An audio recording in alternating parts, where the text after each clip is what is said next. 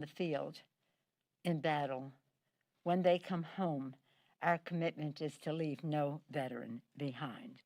This morning, it was my honor to be joined by the chair of the Veterans Affairs Committee, Chairman Mark Takano, as we signed the Veterans Compact Act, critical legislation to prevent veteran suicide. As our nation confronts the accelerating coronavirus crisis, it's important to note that this has affected tens of thousands of veterans and VA workers. It is imperative that we secure even more funding to support the VA and care for our veterans and their families. I also had the privilege of participating in the work of Elizabeth Dole for the observance that she had on Veterans Day this year. It was in cars at the Kennedy Center, and some of us were virtual, but Senator Elizabeth Dole has been an angel for our veterans, and I was honored to be asked by her to join Senator John McCain and others to be part of the initiative to honor our hidden heroes, the families that care for our veterans. Thank you, Elizabeth Dole, for all of that. Again, as we honor the needs of veterans in every area, we must recognize that it's not just the VA that meets their needs. It's the role that veteran small businesses play, and we want more opportunity for that. Many of our veterans rely on Medicaid. They constantly come to us and say that the Medicaid piece is important to their lives, food stamps, and housing assistance. So many of the things that we have actually in the coronavirus bill, the HEROES bill, affect our veterans. Yesterday, associated with this, yesterday, as you're probably aware, Leader Schumer and I had a call with President-elect Joe Biden. We'll stay in close touch in the coming days. We spoke about the intensifying pandemic and the economic crisis accompanying it, and about the urgent need for Congress to pass a bipartisan bill in the lame duck session that provides resources to fight the pandemic and relief for working families and small businesses, support for state and local governments to keep the frontline workers on the payroll, and expanded unemployment insurance and affordable health care for families. The health care piece, of course, being essential. At the same time, as you know, earlier in the week, the administration was, instead of crushing the virus, trying to crush the Affordable Care Act. And of course, we were very pleased at the presentations that were made in support of the Affordable Care Act in the courts. But on our call, back to our call, that wasn't on our call.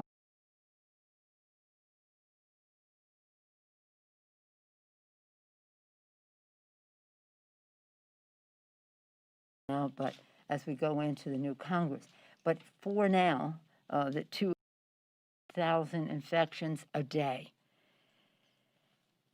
These levels are 2 times higher than the summer peak.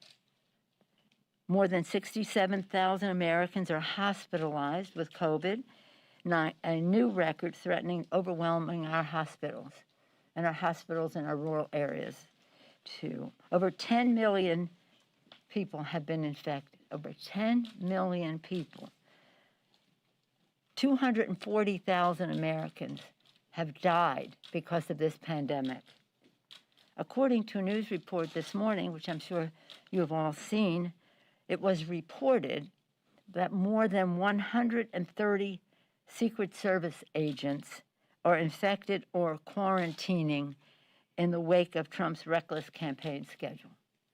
130 Secret Service agents. Meanwhile, on the economic front, over 20 million Americans are on unemployment. America has 1 million fewer teachers and education jobs compared to a year ago, and that has an impact on our children's education. 8 million people have fallen into poverty. 17 million children are food insecure. There's no time to waste. We must save lives and livelihoods. And yet, Republicans in Congress continue their tactics of delay, distort, and deny, which has led to deaths. Now they're trying to distract and divide the country as they refuse to accept the election results. The election is over. Joe Biden is the president-elect, elected with a mandate of over 78 million votes. But don't take it from me. The Elections Infrastructure Government Coordinating Council and the Election Infrastructure Sector Coordinating Executive Committees said in their joint statement, this November 3rd election was the most secure in American history. There is no evidence that any voting system deleted or lost votes, changed votes, or was in any way compromised. It went on to say, while we know there are many unfounded claims and opportunities for misinformation and the process of our elections, we can assure you that we have the utmost confidence in the security and integrity of our elections, and you should too. The Republicans shamefully pretending otherwise are doing serious damage to our American democracy here and as is viewed throughout the world, and making it even harder to address the massive health and economic crises facing America right now. The longer the Republicans keep up the charade, the further out of control the COVID crisis will spiral and more endangered Americans will be. I urge our Republicans to accept the facts, acknowledge the crisis, and immediately come to the table to work on COVID relief. Again, this takes place at a time where there's a vaccine on the horizon, giving people hope. But that should also give them encouragement to listen to science on the way to the vaccine. Testing, tracing, treatment, mask wearing, isolation, separation, sanitation, all of those things. Because the sooner we do that, and the sooner we have a vaccine, the sooner we crush the virus. I hope it would be an incentive for people to follow science all the way to the vaccine. And in that score, in our COVID bill, we do have sufficient fund, a great deal of funding for the vaccine. The development, as I said yesterday, should be taken up under the defense bill. I just don't know why the president is not doing that. And then also, we want to make sure that when the vaccine occurs, there will be sufficient funding and sufficient vaccine to reach everyone in our country, as well as in the world, because as we all know, unless we're all secure, none of us is. Any questions? Yes, ma'am. Speaker Pelosi, a record number of women, Republican women, have been elected to the Congress this year. Republicans are saying it's the year of the Republican women. Is it? Well, I'm excited that we have more women in Congress. That doesn't mean we have shared views, but hopefully we can find common ground on some issues that related to domestic violence, was how the Women's Caucus in a bipartisan way came together in the beginning. Issues that relate to teen pregnancy have been a bipartisan focus over time, reducing that. So let's see. Let's be optimistic and let us see. But I congratulate and welcome each and every one of them. Of course, we have 90. We have, I think, 9 or 10 new women coming in to our caucus this time. We're sadly leaving Anita Lowy, Susan Davis, a few of the women in the Congress. So, but we're happy to have all these new members, and they're beautifully diverse. So, yeah, Chad? Thank you. Good morning. So obviously you're going to have a narrow majority here. You always talk about know your power. Know your. What is your power right now? Oh, know your power. Yeah. With a what is know your power? What is your power right now with a smaller majority, pressures inside the caucus, and your route to the speakership when you lost votes last time?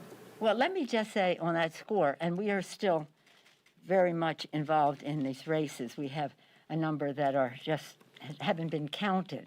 When we were impatiently waiting for the count on the presidential, it seemed like an eternity, and now it's another week later. So we're still involved in that. But listen, we had a very deep victory 2 years ago. I don't think that people are quite understanding. Of the 40 seats that we won, 31 were in Trump districts. He wasn't on the ballot. And right away, we said he's going to be on the ballot. That's a steeper climb in these districts. And with the actions that were taken, we saved most of those seats. So we're very proud of that. We now have a president of our party in the White House, Joe Biden. We have a majority in the House, albeit smaller, but nonetheless of a majority, 132 gavels, chairs of committees, subcommittees, and the rest, the beautiful diversity of our caucus, and we see it as a tremendous opportunity as we go forward, because we have to address the fact is that President Trump, to his credit, turned out a big vote. And in some of these districts, which were, people wondered how we won them before. They were so Trumpian. And now with him on the ballot, bringing a bigger vote. But we're getting ready already for the next time. A number of our candidates have already said they're going to run again. I'm not going to make any announcements for anybody, but a number of them have told me that they're ready. They loved being in Congress. They were proud to have won, and they were proud of the campaign that they made. After Joe Biden was declared the winner on Saturday, I spent most of the weekend listening to those who did not win the election. They succeeded in their campaign in terms of putting forth their views, but will not be coming to Congress right now. I have pages, in fact, books of notes about how they saw what happened in their districts and how they see how we go forward. And it is clear that a number of the people who, there are certain issues that may have worked one place or another, but we have to have a deep dive. We have to really have the data. And so all of them gave me their view for the moment and said, when we get more data, we'll have a clearer picture. But is there an end in any way by having a smaller majority and what that means for both the caucus, control of the House, and for your speaker? May I remind you that we have a president of the United States. We have a president of the United States. That is so very important. And whether you're in the minority or majority, if the president is of your party, you have more power. And I think that that's what Mitch McConnell's going to find out now, that whether he's in the majority or the minority, not having Donald Trump in the White House is going to change his leverage and that dynamic. But I'm very proud. I'm very proud. I knew it was hard in terms of what we did before. I never said that we were going to pick, all these pollsters did, and that's another question about the polling and the rest and the overestimation of what could be there. But the fact is, President Trump got out his vote, and in those districts, some of them, he made a difference. And every majority is fragile. But we're well on our way to the next election as we are counting still for this, have a running start with some of these same candidates saying that they will run and others who are waiting because of their own personal decisions to run next time. Thank you, Madam Speaker. And the president continues, as you noted, to falsely claim that he won the election in one form or another. His allies are making unfounded claims about irregularities with voting machines. We've seen the social media companies be forced to step in and crack down. I'm curious, from your perspective, have you seen big tech do enough, specifically a website like Facebook, to correct the president's lies? I'm not a big fan of Facebook. I don't know what they have been doing, but I know they've been part of the problem all along. And I just refer back to the Elections Infrastructure Government Coordinating Council and the Election Infrastructure Sector Coordinating Executive Committees and what they said. The November 3rd election was the most secure in American history. There's no evidence that any voting system was deleted or lost votes, changed votes, or in any way compromised. And this is so important because we've had resistance from the other side in protecting the critical infrastructure of our elections. It's the mechanics of it, and this is a good report back that things were going well. Two, to your point, what is happening in the social media that is so poisonous to our system, and how do we have a remedy for that? It is social media, the technology is a blessing, but it's a double-edged sword in terms of communication, democratizing the spread of information. So I would hope that they would have some sense of responsibility because they were very much a part of causing this problem to begin with. But I do also want to say that with the president, see, it's not just another branch of government, the White House, it is the bully pulpit. Joe Biden knows why he's there. He has a plan to be effective for America's working families, and he will have, he will have the stage. So it's not as if we're trying to get a distinction made here and press is engaged in equivalence, and which I think was unfair. But nonetheless, in terms of having the bully pulpit, it's not just a branch of government. It's not just having the White House, not just a branch of government, not just appointments to jobs and a cabinet arrest. It's the connection with the American people. President Lincoln, public sentiment is everything. With it, you can accomplish almost anything. Without it, practically nothing. And it leapfrogs over so many other misrepresentations. I hope that that everybody will give Joe Biden a chance to have his message out there. What I saw during the Trump administration is he could say anything. It would be 2 days' worth of news, whether it had any value or not. Let's hope that everyone will give Joe Biden the chance. He is the president, 78 million votes and still counting, a mandate in our country. So my confidence and my hope springs from the public. The American people are so good. They're very clear about meeting their needs. And one of the messages for us in all of this is the clarity that behooves us to say some of the fears that they have: automation, globalization, diversity, climate issues, and the rest. We want them to know that what we're talking about is we're all going down this path together. This is not a zero-sum game. If one person wins, another person loses. No. And there is a place in the future for every person in our country. And how we use the automation, the globalization, and those issues in a way to give them that assurance and those jobs. I said yesterday, it's a four-letter word. I say it all the time, a four-letter word: jobs, jobs, jobs, jobs, which contribute not only to the economic health of families, but the health and well-being of America's families. Yes, sir. Madam Speaker, how does the smaller majority, how does that affect your legislative approach? Are you going to have to compromise more? Are there bills that you're not going to be able to put on the floor? No, not at all. We have a president of the United States. Remember, we're going to have the opportunity to have bills signed into law. I'm very proud of our caucus because we're beautifully diverse.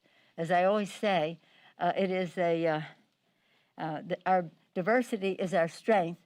Our unity is our power, and our unity springs from our commitment to America's working families, and that is what we'll be talking about. As I mentioned, putting together a jobs bill that involves building the infrastructure of America in a resilient and green way, doing so in a bipartisan way, doing so that everybody in our country benefits, both with jobs, with workforce development, and with services, schools, et cetera, housing in their areas. So it won't have that much effect at all, no. Excuse me, dear. That's going to require some buy-in from Republicans in the Senate, especially if they keep the majority. So how do you shift your approach on coronavirus? Yeah, I think you're making a more of a, as I said, we had a very big win in the last election. It is smaller now, but it is not, we still have the power of the majority, but on top of that, our leverage and our power is greatly enhanced by having a Democratic president in the White House, especially Joe Biden, who is the man. He is the one who will put forth an agenda and will work together on that, as we have done, as we did with President Obama and Joe Biden as Vice President of the United States. I don't see that as any challenge at all. I see it as an opportunity. Yeah. Madam Speaker. Thank you, Madam. Madam Speaker. Thank you, Madam Speaker. On what you said about Leader McConnell, can you expand on that? You said he's going to find out. What do you mean? Well, he's been known to come to my office and say, I'm not doing anything Donald Trump doesn't want. So to me, that was like an abdication of your first branch of government responsibilities. You're just going to do whatever the president wants? No. This is a separation of powers, something very, very important, the genius of our Constitution, the separation of powers. And if we're just saying whatever the president wants and we're not having the input or the, shall we say, scrutiny as to what the best way to go is, listening to the beautiful diversity of our caucuses, then we are disserving the American people. So look, there's no question when the president is a president of your party, your leverage and your power is greatly increased. You must know that. You must know that. So again, for the good of the country, I am so overjoyed that Joe Biden is president of the United States. His decency, his vision, his values, his authenticity, and his connection with America's working families. So I couldn't be more thrilled. But I also know that he respects the legislative branch and that there's a collaboration and we'll work together to put legislation together that will be hopefully bipartisan and signed into law. But again, the big partner in all of this is the public, the American people. They want access to health care, especially during a pandemic. They want good paying jobs. They want clean government. That was our agenda in 2018. It continues to be. For the people, lower health care costs by lowering the cost of prescription drugs, preserving the pre-existing condition. For the people, bigger paychecks by building the infrastructure of America in a green, resilient way. For the people, cleaner government, H.R. 1, which will this time be H.R. 1 again, to end the role of big dark money in politics. It also will end a lot of the voter suppression that is out there. So we couldn't be more thrilled. We're sad to have lost some of our members. As I say, many of them are ready to come right on back. Some want to be in the Biden administration. All of them proud of their campaigns. And I think universally thrilled that Joe Biden is president of the United States. Thank you all. Do you accept any responsibility for loss of House seats? Do you accept any responsibility for the loss of House